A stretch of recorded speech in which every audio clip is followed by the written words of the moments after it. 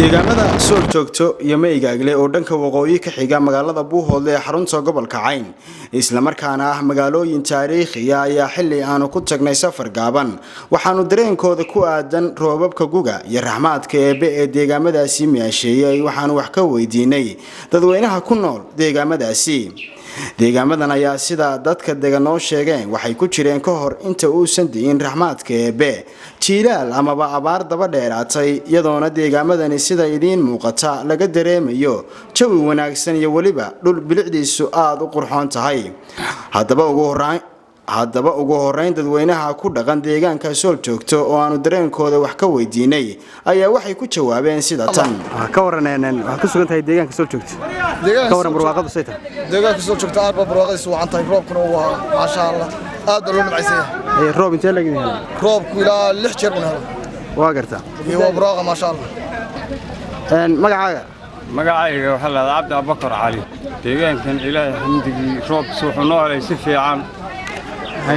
barwaaqo Ilaahay baqaan gaadhay baan joognaa aad iyo aadna roobku noo helay ma sha Allah waa tahay inta aad ka warqabto deegaanada kaaga dhow meelahan kuwee baa roobsaday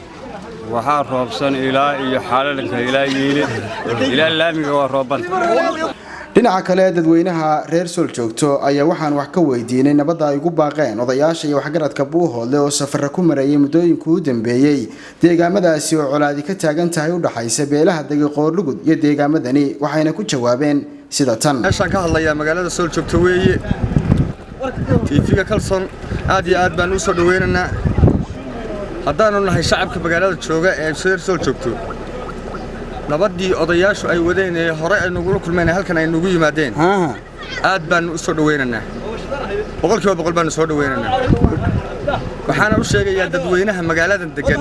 iyo inta kale ee meelahan kala duwan ee shacabka ka soo horjeeda nabadgelyooyin fara badan oo xun baa dhex yaalay wixii islaam ama deegaana nabadgelyo shar mooyaane inuu sar khayr ugu jirin baan u arkaa ninkan deydinana inuu san islaam baahayna shaydaan u yahay baan u arkaa odayaashu waxay leeyahay gogosha nabadeed ka fiirsadeen haday gogoshaasi gogol nabadeed rasmi ah tahay waa in galgal la dhigaa gogosha waxa maraysaa balow rasmi haday tahay deegaamadan nabadda marka hore Ilaah baa keena Ilaah baana laga sugayaa ismadana nabadgelyada iyo deganaanshaha waanu ku taageersanahay deegaanka waa loo baahan ismada waa noo yimaadeen waana ka wada hadal ugu dambeyntii ayaa waxaanu booqanay deegaanka Meygaagle oo sanadkani barwaaqo ah isla markaana laga dareemayo sida idiin muuqata raxmaadka inuu si weyn u maasheeyay aan hadda ka suganahay deegaankan waa deegaanka Meygaagle roobku si wacan bay uga deen